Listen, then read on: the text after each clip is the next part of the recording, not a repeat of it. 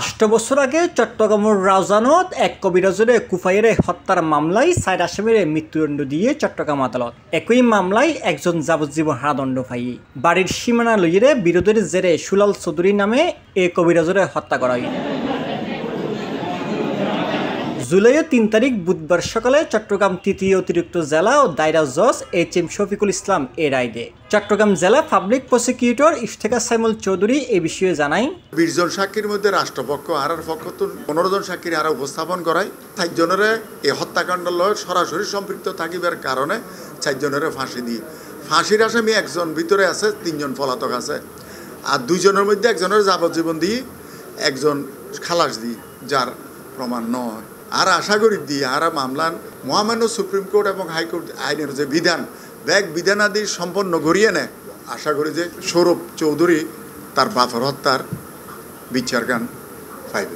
মৃত্যুদণ্ড ফন্যে আসামি অলইলদি মিঠু চৌধুরী, সুমন চৌধুরী, মোহাম্মদ দেলোয়ার হোসেন ও মোহাম্মদ এরশাদ হোসেন। তার মধ্যে মোহাম্মদ দেলোয়ার হোসেন ছাড়া বাকিগিন পলাতক। যাবজ্জীবন সাজা ফন্যে সুদীপ চৌধুরী রায় ঘোষণার সময় আদালতত উপস্থিত আছিল। মামলার আরেক আসামি ইলিয়াস ইলুরে খালাস দিয়ে চট্টগ্রাম আদালত। মামলার বিবরণ জানা যায়, রাউজানের 5 নম্বর ওয়ার্ডের সিকোদাইর গ্রামের বাসিন্দা সুলাল চৌধুরী 2016 সালের 25 জুন রাতিয়ে বাড়ি ফিরিবার সময় খুন হয়।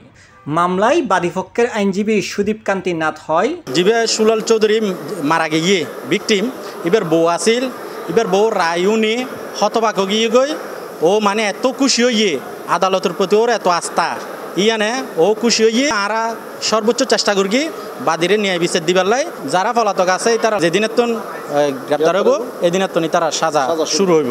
মামলার 20 জন সাক্ষীর মধ্যে 15 জনের সাক্ষ্য গ্রহণ শেষে আজিয়ে রায় দিয়ে আদালত। রায়ে 4 আসামির মৃত্যুদণ্ডের পাশাপাশি 50,000 টাকা জরিমানা করা হয়। এক আসামির যাবজ্জীবন হারাদণ্ড এবং 10,000 টাকা জরিমানা এবং অন্য এক আসামির হালাসদণ্ডী।